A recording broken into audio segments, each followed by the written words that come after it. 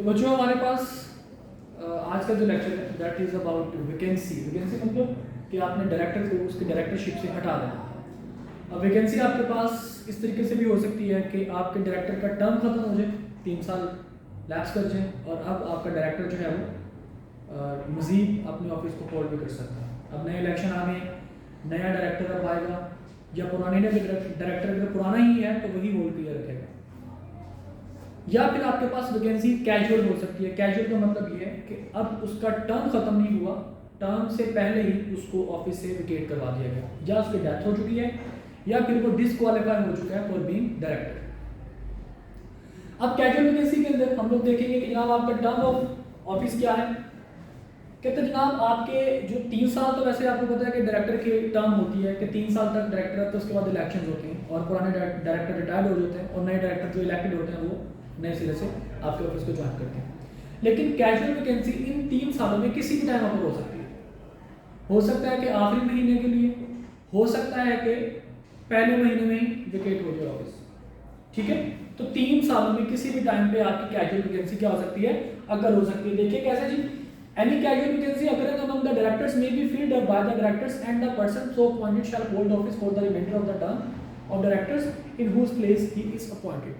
मतलब अगर casual vacancy हो जाती है, अगर डायरेक्टर की डेथ हो जाती है या डायरेक्टर डिस्क्वालीफाई हो जाता है और नया डायरेक्टर आ जाता है, तो फिर वो डायरेक्टर क्या करता है, वो रिमेनिंग टाइम के लिए डायरेक्टर होगा। मिसाल के तौर पर एक डायरेक्टर अपॉइंट हुआ 2020 में, उसका टेन्योर कब खत्म होगा, 2023 में, 3 साल के बाद।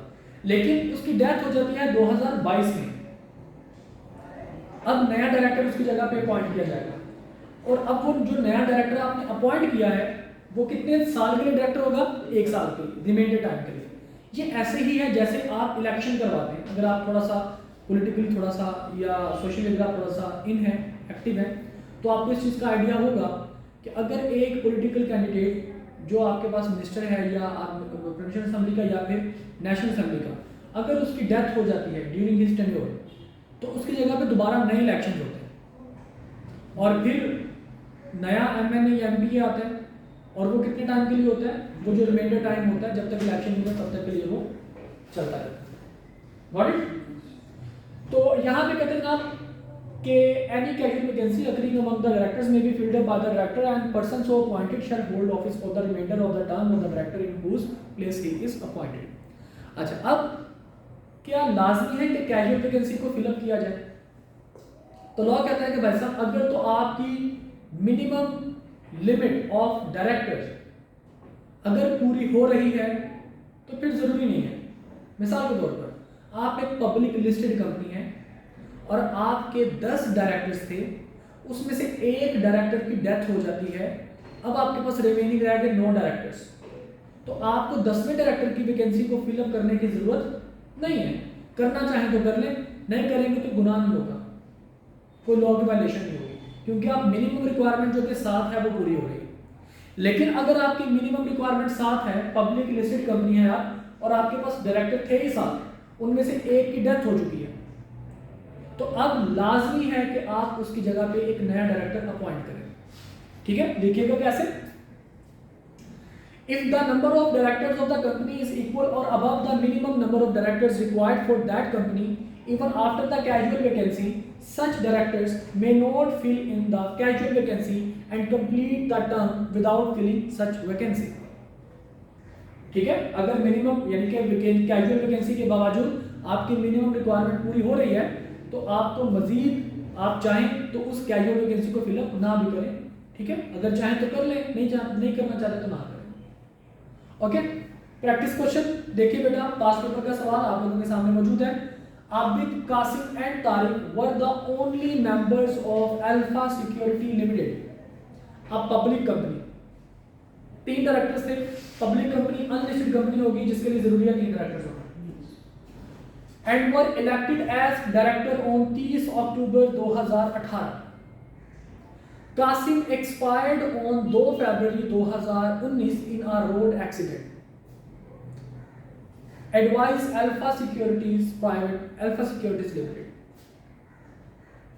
3 डायरेक्टर्स थे। पब्लिक कंपनी के लिए कितनी रिक्वायरमेंट होती है, मिनिमम 3 डायरेक्टर्स। इन तीनों में से एक की डेथ हो गई, बाकी रह गए 2। तो आप क्या इनके लिए कैजुअल वैकेंसी जरूरी है? तो लॉ कहता है यस, इनके लिए जरूरी है। पहले आपको बताना पड़ेगा कि पब्लिक कंपनी को मिनिमम कितने डायरेक्टर की रिक्वायरमेंट है, 3 की, ठीक है। और अगर वो मिनिमम को फुलफिल नहीं करते तो आप वायलेशन करोगे कंपनीज एक्ट की, ओके। तो अब क्योंकि आपके पास 2 डायरेक्टर्स रह चुके हैं, अब आपके लिए जरूरी है कि आप क्या करो, आप इस कैजुअल वैकेंसी को फिलअप करो। देखिए क्या कह रहा है जी, ASL is a public company and is required to have at least 3 members as well as 3 directors. On the death of Qasim, the number of directors of ASL has been reduced to 2, which is in contravention of the provisions of Companies Act. The casual vacancy arising due to the death of Qasim may be filled up by Abid and Tariq, and persons so appointed would hold office for the remainder of the term. Remainder term का मतलब क्या है कि 30 October 2018 को उसने director बने थे और 2 फरवरी 2019 को क्या हो चुका, एक बंदे की डेथ हो चुकी। अब 30 अक्टूबर 2000, 3 साल अगर इसमें 18 में ऐड करें तो 30 अक्टूबर 2021 तक को क्या होंगे, वो डायरेक्टर यानी कि बंदा रहेगा। जो भी नया बंदा आएगा 2 फरवरी के बाद, जो भी नया बंदा आएगा वो 30 अक्टूबर 2021 तक क्या रहेगा, डायरेक्टर रहेगा, ओके, रिमाइंडर टाइम के लिए। देखिए जी क्या कह रहे हैं, of Qasim in whose place he is appointed. Clear? Any problem? अच्छा जी, इसके बाद देखिए टाइम लिमिट जनाब रख दी गई है। बाकी कंपनीज के लिए तो टाइम लिमिट नहीं है, लेकिन लिस्टेड कंपनीज के लिए टाइम लिमिट है कि जनाब उन्होंने कैजुअल वैकेंसी कितने टाइम में फुलफिल करनी है। तो कैजुअल वैकेंसी को कहते हैं जी आपने 90 दिन के अंदर फुलफिल करनी है। ये लिमिटेशन किसके लिए है बेटा? ये लिमिटेशन है आपके पास लिस्टेड कंपनीज के लिए, ठीक है। क्या कह रहे हैं, any casual vacancy on the board of listed company shall be filled up by the directors at earliest but not later than 90 days from the date of vacancy. There is no limit specified in Companies Act for the other companies. Listed company के लिए 90 दिन की limitation है, बाकी companies के लिए किसी किस्म की कोई लिमिटेशन नहीं बताई। वो जब उनका दिल करे तब वो डायरेक्टर को अपॉइंट कर सकते हैं, लेकिन करना जरूरी है, ठीक है। देखिए जी क्या कह रहा है प्रैक्टिस क्वेश्चन नंबर 8। अच्छा खासा ये क्वेश्चन था और इसके 2 हिस्से थे, काफी महंगा क्वेश्चन था ये, तकरीबन 8 से 10 नंबर का ये सवाल था। क्वेश्चन ये कहता है जी Lalajar limited a public unlisted company, don't forget it is public unlisted company, has a paid up capital of rupees 100 million consisting of shares having face value of 10 each. Last election of its board of directors were held on April 15, 2023, in which 8 directors were elected. 4 of the directors belong to the same family. The remaining directors were Javed, Badr, Qasim and Daud. और हमने पढ़ा था कि अगर एक बंदा, एक से ज्यादा बंदे मिलकर शेयर होल्डिंग करते हैं तो उसको क्या मानेंगे, 1% मानेंगे। 4 of the directors they secured 6,350,000, 480,000, 220,000 votes respectively. The remaining votes were equally distributed among the 4 directors of the family. Javed died on May 30, 2023 and Aslam was appointed as a director on June 15, 2023 to fill in the casual vacancy. अप्रैल 15 को election हुए और जून 15 को जावेद की death होगी और असलम आ गया। अब आपने बताना क्या है, explain the following in the light of provisions of companies act 2017। Is Lalazar Limited in compliance with the requirements of minimum number of directors? पहला इसका क्वेश्चन ये है, तो मुझे बताइए क्या Lalazar जो है ये मिनिमम डायरेक्टर को पूरा कर रही है? देखिए आपके पास एक तो फैमिली है, तो 4 डायरेक्टर्स फैमिली का मतलब है कि वो एक ही कंसिडर किया जाएगा, ऐसे ही कि नहीं? ऐसे ही कि नहीं? मेंबर्स के लिए ये रूल था, वैसा भी ये मेंबर्स के लिए रूल था, ठीक है। 4 of the directors belonged to same, ठीक है। अच्छा, और उसके अलावा जनाब जावेद, बदर, कासिम और दाऊद आपके पास मौजूद है। अब यहाँ पे कहते हैं कि जी आपने सबसे पहला सवाल ये बताना है कि क्या ये कंप्लाइंस कर रहे हैं कि नहीं कर रहे कंपनीज एक्ट की प्रोविजंस के साथ। तो हमने कहा जी कंपनीज एक्ट 2017 के हिसाब से जो भी public company, unlisted public company है, उसको डायरेक्टर उसके कम से कम कितने होने चाहिए?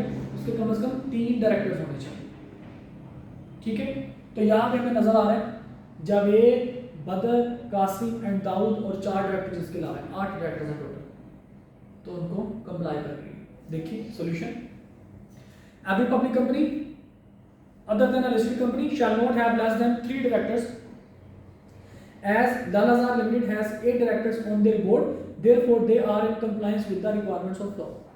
देखिए बेटा, ये बड़ा आपने ख्याल रखना है कि मैं मेंबर्स की बात कर रहा हूँ या मैं डायरेक्टर्स की बात कर रहा हूँ। मैंने जानबूझ के पहले आपको कहा कि सेम फैमिली से, और हमने पढ़ा था कि ये एक ही बंदे कंसीडर किए जाते हैं।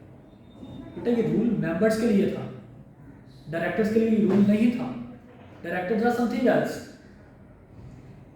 ओके, तो इस चीज को बड़ा अपने माइंड में रखना है। हालांकि उनका यहाँ पे बताने का मकसद भी ये था कि वो सेम फैमिली से था कि बच्चे क्या करेंगे, बच्चे लिखेंगे जनाब यहाँ पे कितने हैं मेंबर, इनके 5 इनके डायरेक्टर्स हैं, 8 डायरेक्टर्स नहीं है, तो जो गलत हो जाएगा। ठीक है, आगे देखिए, who is responsible to fill the casual vacancy in the board and when would Aslam's term of office be completed. कौन रिस्पॉन्सिबल है कैजुअल वैकेंसी के लिए? डायरेक्टर्स, जो रिमेनिंग डायरेक्टर्स हैं वो रिस्पॉन्सिबल है। और कितना टेन्योर होगा उसका? जो रिमेनिंग टाइम होगा, कब से लेकर कब तक? 15 जून 2023 से लेकर 15 अप्रैल 2026 तक। 3 साल ऐड करें ना, जब से इलेक्शन हुए तब से जो रिमेनिंग टाइम है उसके लिए। तो देखिए जनाब क्या कह रहा है, any casual vacancy occurring among the directors may be filled up by the directors. Aslam shall hold office for the remainder of the term of directors Javed in whose place he has been appointed. देखिए बेटा, casual vacancy को fill up करना किसकी जिम्मेदारी है? Directors की। Directors के election करवाना किसकी जिम्मेदारी है? डायरेक्टर्स की। लेकिन डायरेक्टर के इलेक्शन में वोट कौन कास्ट करेगा? मेंबर। कैजुअल वैकेंसी के अंदर वोटिंग कास्ट होगी कि नहीं होगी? कैजुअल वैकेंसी की वोटिंग होगी कि नहीं होगी? अब हम ये यहाँ पे थोड़ी सी डिटेल में बात करते हैं। कैजुअल वैकेंसी हमने कहा था या तो डायरेक्टर को उसके ऑफिस से निकाल के बाहर फेंक दिया जाएगा कि ना तुम ठीक डायरेक्टर नहीं हो, तुम क्वालिफाई नहीं करते, या फिर उस डायरेक्टर की डेथ हो जाएगी। This is called casual vacancy.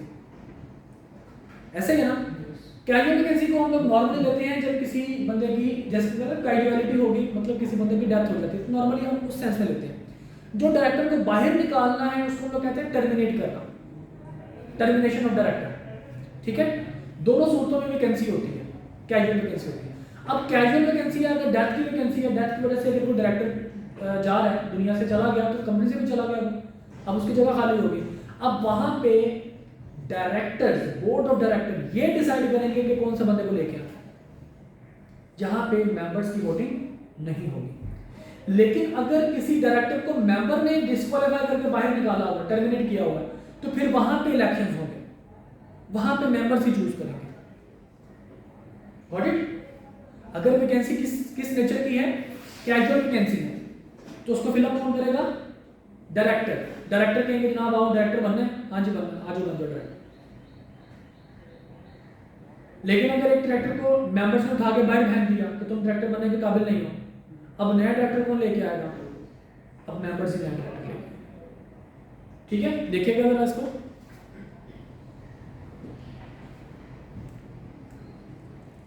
Vacation of office and removal.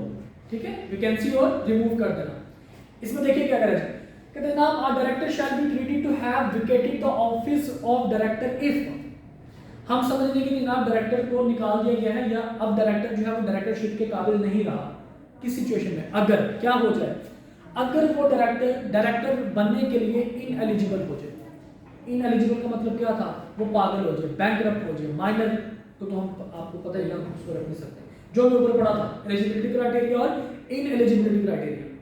ठीक है, फॉर एग्जांपल बैंकरप्ट हो जाता है, डायरेक्टर है लेकिन बैंकरप्ट हो गया, अब कोई बैंकरप्ट बंदा डायरेक्टर नहीं रह सकता, तो इसका मतलब क्या होगा कि डायरेक्टर को वो निकाल देंगे।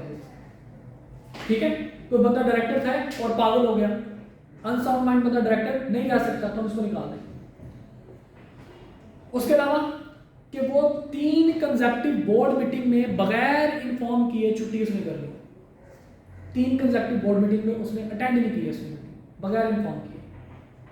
ठीक है, मतलब पहली मीटिंग हुई नहीं आया, दूसरी मीटिंग हुई नहीं आया, तीसरी मीटिंग हुई नहीं आया, अब वो डायरेक्टर निकल गया। हम समझ लेंगे जनाब अब डायरेक्टर आने के बाद उसको आने की जरूरत नहीं है। बेशक वो रोज आए और मीटिंग पर सिर्फ ना आए, हम क्या कहेंगे, भाई साहब निकलो तुम यहाँ से, दफा दो, तुम डायरेक्टर कहलाने के काबिल नहीं हो। उसके बाद कहते हैं आप वो जिस कंपनी का पार्टनर है, अगर वो किसी पार्टनरशिप फर्म का हिस्सा है डायरेक्टर, ठीक है, और उस फर्म ने कुछ फ्रॉड किया है कंपनी के साथ, या उस फर्म ने गारंटी दी है किसी कंपनी की, अंग्रेजी पढ़ेंगे ज्यादा अच्छे से आपको समझ आएगा। कहता जी ही, कौन बंदा, जिस डायरेक्टर की बात करें जो कि डायरेक्टर बनने के काबिल नहीं रहा, ही his partnership firm in which he is a partner or any private company in which he is a director accepts any loan or guarantee from the company in contravention of Companies Act 2017। अगर जिस partnership firm में वो partner है, या अगर company के अलावा किसी और प्राइवेट लिमिटेड में, वो बंदा कौन है जी, डायरेक्टर है। जिस कंपनी में वो डायरेक्टर था या जिस पार्टनरशिप फर्म में वो पार्टनर था, अगर वो लोग किसी किस्म का गैर कानूनी इलीगल लोन हासिल करते हैं या लॉ के कंट्रावेंशन में किसी किस्म का लोन या गारंटी हासिल करते हैं, हम क्या मान लेंगे कि जनाब तुम भी डायरेक्टर इस कंपनी के भी डायरेक्टर बनने के काबिल नहीं।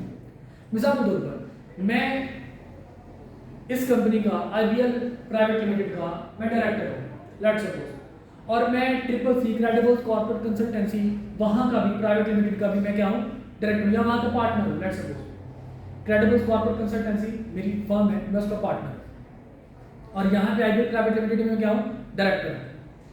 अब मेरी फर्म ने क्या किया, मेरी फर्म ने किसी बंदे के साथ फ्रॉड कर दिया, या मेरी फर्म ने क्या किया, मेरे फर्म ने किसी से कर्ज ले लिया, पैसा ले लिया अच्छा खासा, और पैसा लेके मतलब जो आपके कंपनीज एक्ट जिस चीज से मना करता है उस हिसाब से आपने पैसा ले लिया। अब कानून मुझे कहता है कि जिस फर्म में तुम थे वो फर्म गद्दार है, वो फर्म गलत है, उसने मेरी बात नहीं सुनी। अगर तुम उस फर्म के मेंबर हो तो लिहाजा तुम्हें भी हम क्या करते, तुम डायरेक्टर रहने के काबिल नहीं। समझे बात? इसके बाद कहता है आपके पास accepts any office of profit, यानी कि other than that of chief executive or a legal or technical adviser without sanction of company in a general meeting. किसी भी किस्म का वो कोई एक्स्ट्रा बेनिफिट चार्ज करता है, यानी कि अगर वो चीफ एग्जीक्यूटिव ऑफिसर यानी कि CFO CEO या फिर लीगल या टेक्निकल एडवाइजर नहीं है। फॉर एग्जांपल जैसे ऑडिटर्स होते हैं, ऑडिटर अगर काम कर रहा है फर्म का, ठीक है, वैसे तो मतलब ऑडिटर वो बन भी नहीं सकता। जैसे कि टैक्स कंसल्टेंट्स हैं, अब टैक्स कंसल्टेंट्स हैं वो पैसे भी ले रहे हैं और वो बंदा डायरेक्टर भी है और एक्स्ट्रा पैसे सिर्फ इस वजह से ले रहे हैं कि वो टैक्स कंसल्टेंट है, तो इसमें तो कोई मसला नहीं है।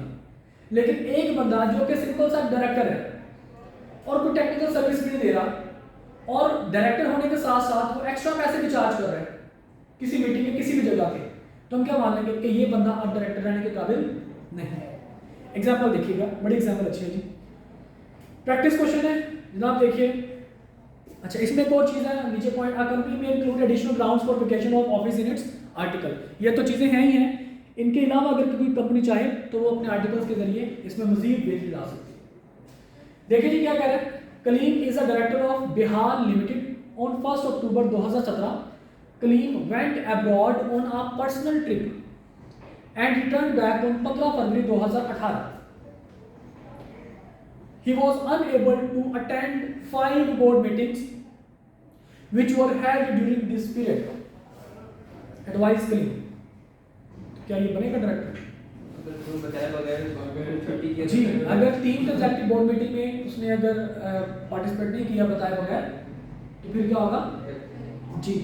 तो कलीम शैल इप्सो फैक्टो का मतलब होता है as per law, as per fact, ipso facto cease to hold office if he was absent for at least 3 consecutive board meetings unless he has obtained leave of absence।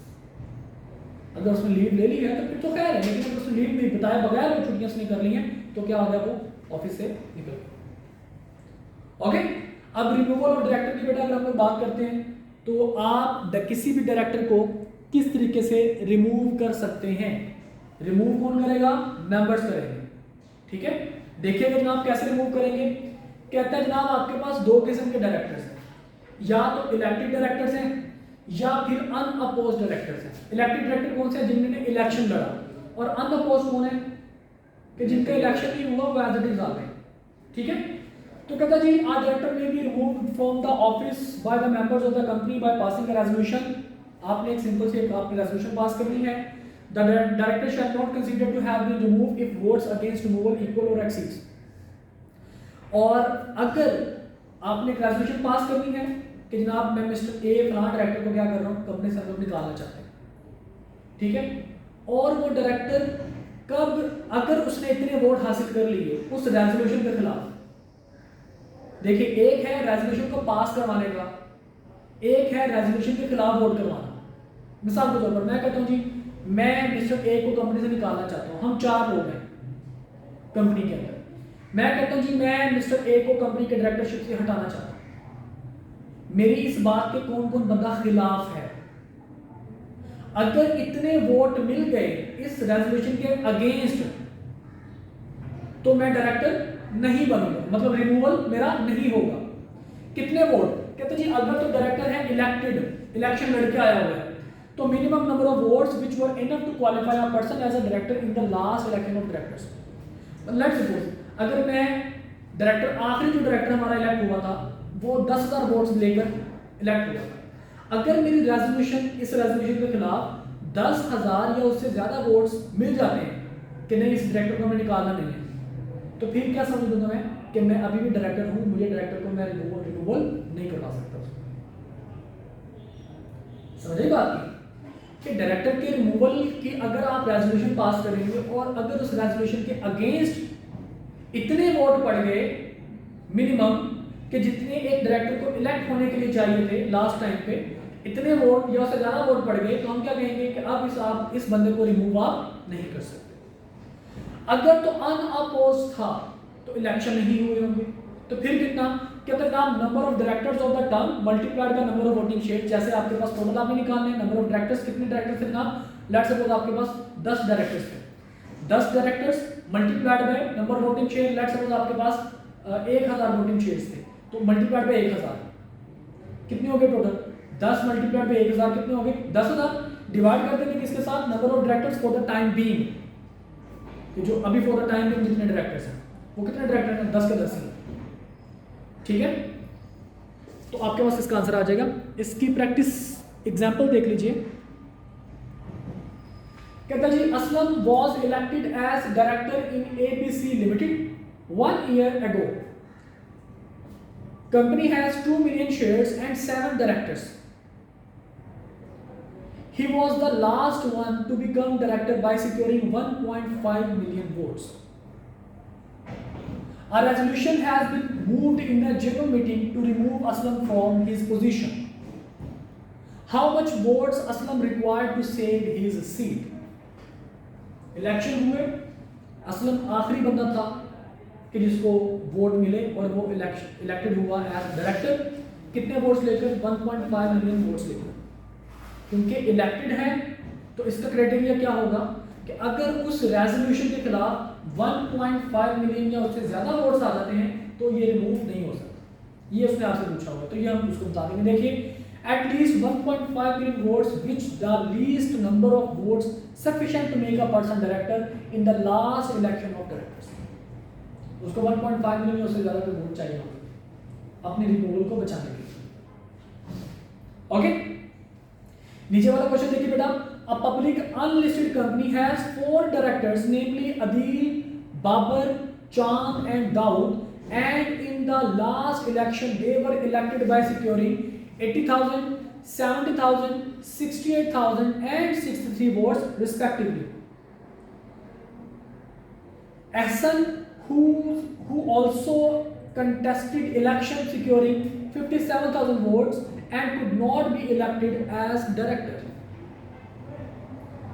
One of the majority shareholders has indicated to remove Babar in coming AGM. How much votes Babar required to save his seat? 60। देख लेते हैं जी, आपके सामने मौजूद है जनाब क्या चीज कि Babar being an elected director needs 63 votes against his removal, which is the least number of votes sufficient to make a person director in last election of directors. ठीक है जी, अगला प्रैक्टिस क्वेश्चन देखिए बेटा, असलम was elected, ऊपर कर देते हैं, आप लोग आंसर देख लेते हैं यार। Aslam was elected as a director to fill in casual vacancy. Company has 2 million shares and 7 directors. The last one to become director had secured 1.5 million votes in the last election of directors. A resolution has been moved in the general meeting to remove Aslam from his position. How much votes Aslam required to save his seat? हाँ जी भाई साहब, तो formula use करेंगे ना आप? क्यों? Sir वो casual vacancy से आ रहा है ना direct. Aslam was elected as director to fill in the casual vacancy. जी, अब casual vacancy है।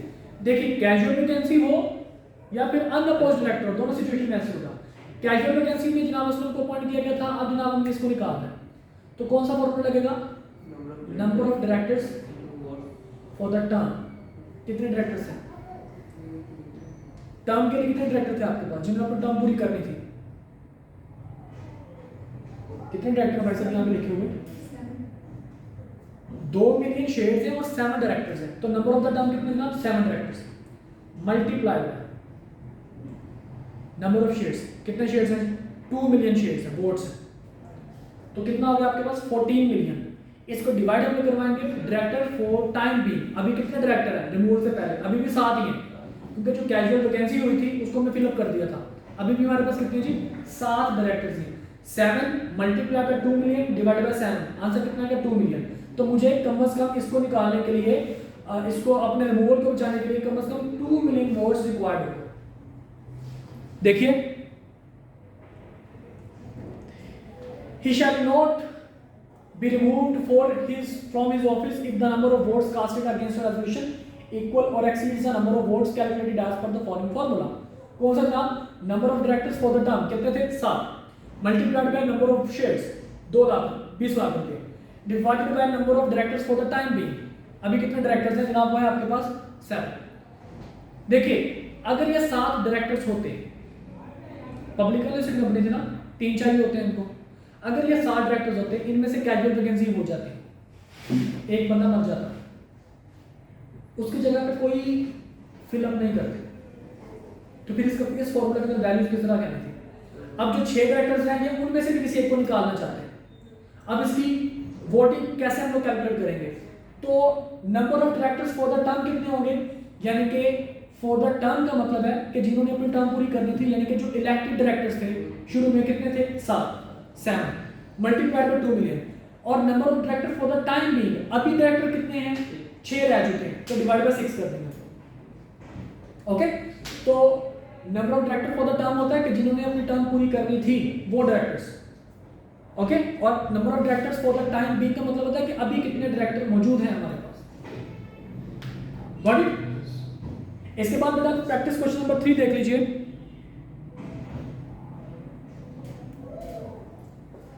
Due to dispute among the directors of Sun Limited, a listed company, देखें भाई साहब, listed company के एग्जांपल देखे थे। All the directors want to remove Hamid from the directorship of the company prior to the completion of his term. State the procedure and conditions to be complied with if company wants to remove Hamid from the directorship of the company under each of the following assumptions. He was elected as a director of the company, पहले ये बात थी। दूसरी assumption आपने क्या लेनी है? He became the director of company by subscribing to the memorandum of association of company. ठीक है, मतलब उसने नया पैसा दिया और जनाब वो पैसा देने के बाद फिर वो डायरेक्टर बना। ये वो वाले डायरेक्टर की हम बात करें जो बाद में आके कहता है, पैसे देके कहता है मुझे ये डायरेक्टर बनाओ। ठीक है, तो पहले केस में देखिए बेटा क्या होगा, अगर वो कंपनी ने उसको यानी कि मेंबर्स ने उसको इलेक्ट किया था तो क्या होगा? कैसे खत्म किया जाएगा? एक रेजोल्यूशन हम लोग पास करेंगे और उस रेजोल्यूशन स्पेशल रेजोल्यूशन हमने पास करनी है। कहीं लिखा है स्पेशल रेजोल्यूशन जी? सिर्फ सिंपल रेजोल्यूशन की बात कर रहे हो, तो रेजोल्यूशन का मतलब होगा ऑर्डिनरी रेजोल्यूशन। तो एक रेजोल्यूशन हम लोग पास करेंगे और उस रेजोल्यूशन के अगेंस्ट अगर वोट पड़े, अगर तो डायरेक्टर अनअपोज था तो उस फॉर्मूले के तहत, और अगर इलेक्शन इसने किए थे क्योंकि इसने कहा कि he was elected as director, तो अगर इलेक्टेड इलेक्शन में लड़े तो फिर कितने वोट्स, जितने एक मिनिमम वोट्स रिक्वायर्ड होंगे बंदे को डायरेक्टर बनने के लिए, उतने वोट अगर उसके रेजोल्यूशन के अगेंस्ट आ जाते हैं तो फिर ये बंदा रिमूव नहीं हो सकता। देखिए क्या लिखा हुआ है, in either case the company may remove Hamid from the directorship by passing the resolution in general meeting. If Hamid was appointed by the election of directors of the company, तो क्या होगा, Hamid shall be removed if vote cast against the resolution for removal are less than the minimum number of votes that were cast for the election of the director at the immediately preceding election of the directors. However, if Hamid was elected unopposed, then he shall be removed if votes cast against the resolution for the removal are less than the total number of votes for the time being computed as product मतलब आपने जो formula बताया है कि number of director for the term multiplied by number of shares divided by number of director for the time being. ठीक है, अगर इससे कम वोट उसको मिलते हैं तो रिमूव हो जाएगा अगर वो अनअपोज्ड है, और अगर वो इलेक्टेड है तो जितने मिनिमम नंबर मिले थे वोट्स मिले थे एक डायरेक्टर को उससे अगर कम उसको वोट मिलते हैं तो फिर भी ये क्या है उसके अगेंस्ट अगर रेजोल्यूशन के अगेंस्ट वो वोट मिलते हैं तो फिर भी ये क्या हो जाएगा रिमूव कर देगा। ओके, दूसरा केस ले लिया आपके पास, if Hamid was appointed by the subscribers to the memorandum of association of the company, तो इसमें क्या होगा, इसमें सिंपल सी बात है, कहता है जी Hamid shall be removed if vote cast against the resolution of the removal are less than the total number of votes for the time being computed as product of number of shares held by the voter and number of directors elected at the time of his appointment divided by number of directors for the time being।